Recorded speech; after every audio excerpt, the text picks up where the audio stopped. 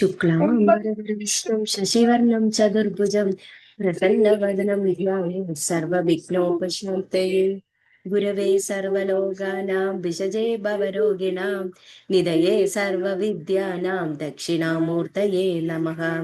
जन्माद्यस्य यदोन्वयातितरतच्चार्तेष्वभिघ्नस्वराट् तेने ब्रह्महृदाय आदिकवये मुह्यन्ति यत्सूरयः।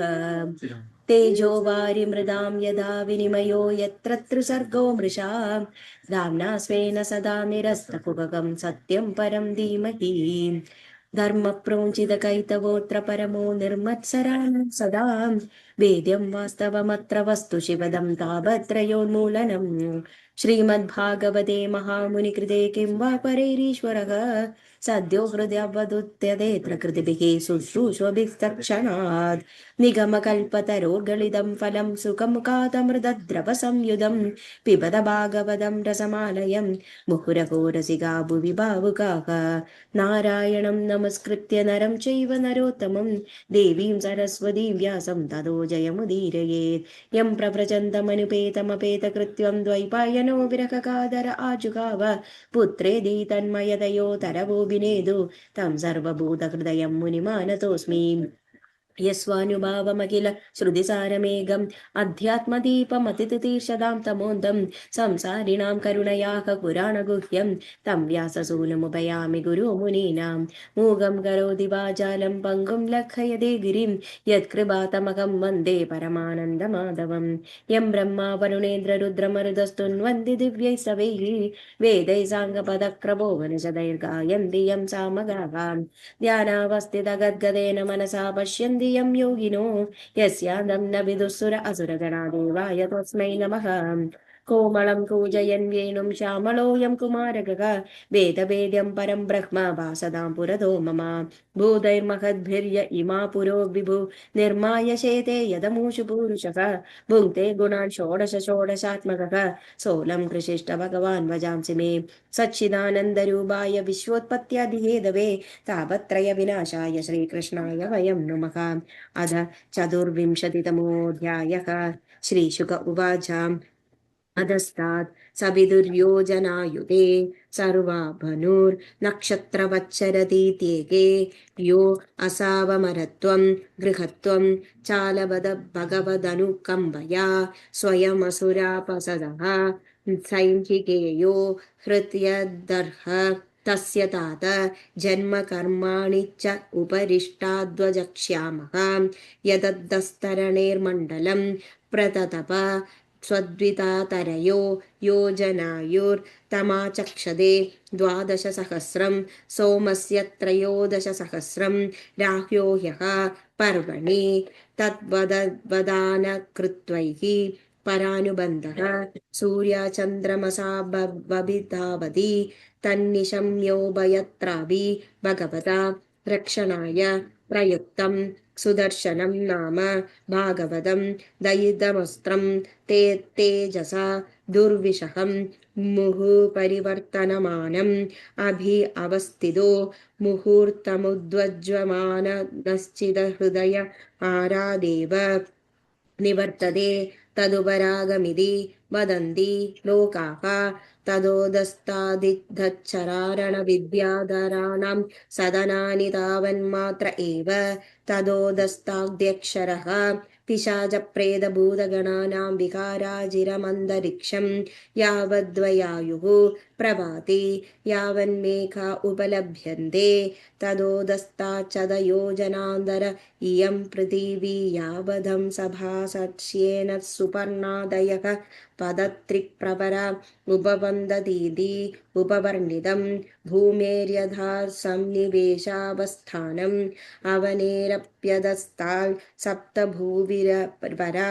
एकैकशो योजनायुधान्तरेणायाम् अविस्तारेणोपक्लब्धा अतलं वितलं सुतलं तलातलं महातलं रसातलं पातालम् इति एतेषु हि बिलस्वर्गेषु स्वर्गादप्यदितकामभोगैश्वर्यानन्दबोधि विभूतिभिः सुसमृद्धभवनोद्यान अक्रीडविहारेषु दैत्यदानवनाक्रदयो नित्यप्रमुदितानुरक्तकळत्रापत्य बन्धुसुहृदनुचरा गृहपतय ईश्वरादप्रतिहतकामा मायाविनोदानिवसन्ति शरीरावशेषितलोकत्रयो वरुणपाशैश्च सम्प्रति मुक्तो गिरिध्यर्यां चापविद्धे इति होवाच नूनं वदायं भगवानर्थेषु न निषण्णादो यो साविन्द्रो यस्य सचिवो मन्द्राय वृद एकान्तदो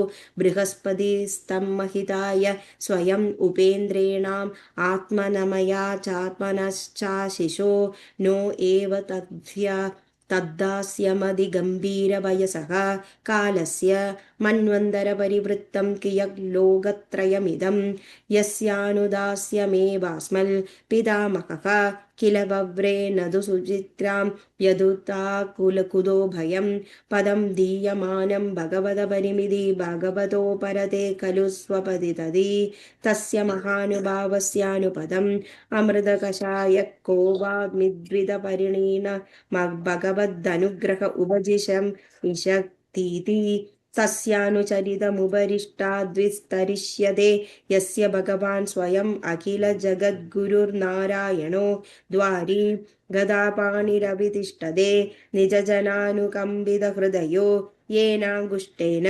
पदादशककन्दरो योजनायुधायुधं द्विजिगय उच्चाटितः तदो अन्धदातलतलातले मयो नाम दानवेन्द्रस्त्रीपुराधिपतिर्भगवता पुरारिणा त्रिलोकीशं चिकीर्षुणा निर्दग्धस्वपुरत्रयस्तप्रसादल्लब्धपदो मायाविनामाचार्य महादेवेन परिरक्षितो विगतसुदर्शनभयो महीयते तदा अधस्तान्महातले काद्रवेयाणां सर्पाणां नैकशिरसां क्रोधवशो नाम गण कुहक तक्षक कालिय सुषेणादिप्रधान महाभोगवन्तः पदत्रिराजाधिपतेः पुरुषवाहादनवरदमुद्विजमानाः स्वकलत्रापत्य सुहृत्कुटुम्बसङ्गेन क्वचित् प्रमत्ता विरहन्ति तदो अधस्ताद्रसातले दैतेया दानवा पणया नाम निवाहतकवचा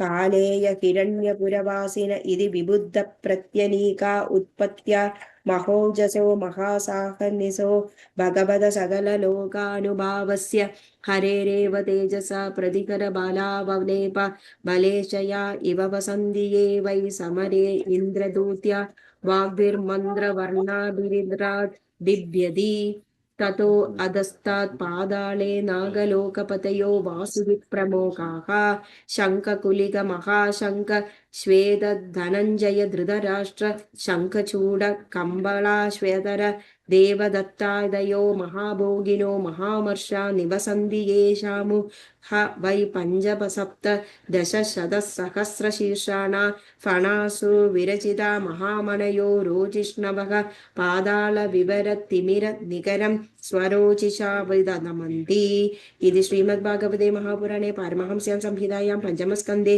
रह्वादिस्थितिबिल स्वर्गमर्यादानिरूपणं नाम 24तमोऽध्यायः. Thank you.